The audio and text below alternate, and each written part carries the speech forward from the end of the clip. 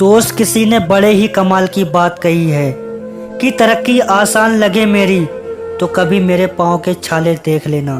जी हाँ, किसी भी एग्जाम को क्रैक करने के पीछे स्टूडेंट का जो संघर्ष होता है, जो स्ट्रगल होता है, जो त्याग होता है, वो किसी छालों से कम नहीं होता।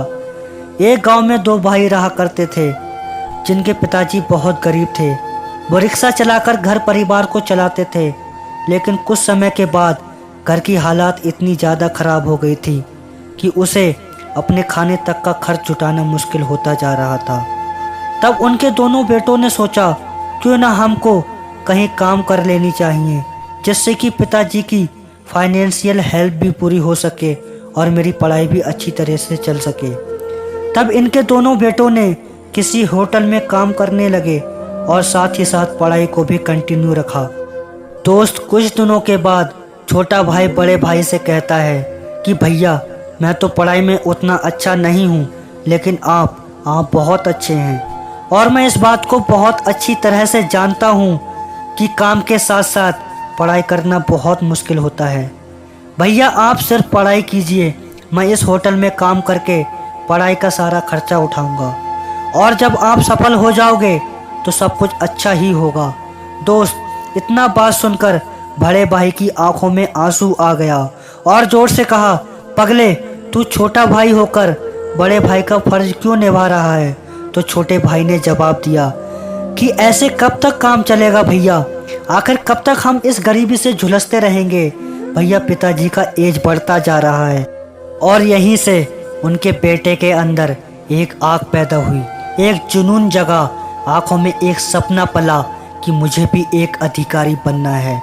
घूस लेने के लिए नहीं, इसे ख़त्म करने के लिए बनना है, ताकि एटलीस्ट हम जैसे गरीब लोग करप्शन का शिकार ना हो सके।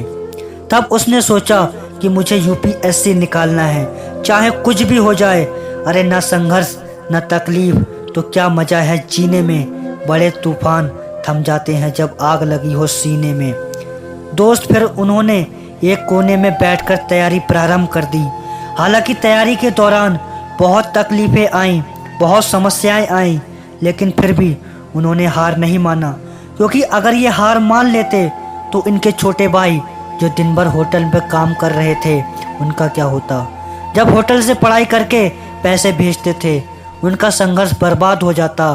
अपने भाई का त्याग, पिताजी की मेहनत और माँ की उम्मीद पर खरा उतरने के लिए पढ़ाई में इतना ज़्यादा व्यस्त हो गए कि उन्हें दिन और रात में कोई फ़र्क ही महसूस नहीं हो रहा था।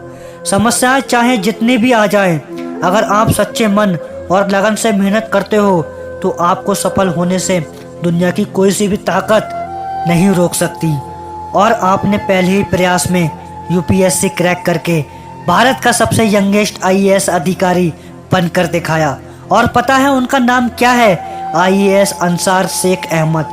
हमें गर्व है ऐसे वीर, ऐसे योद्धा पर, जिन्होंने यह साबित करके दिखाया कि अगर इंसान हिम्मत ना हारे तो कोई भी काम मुश्किल नहीं है।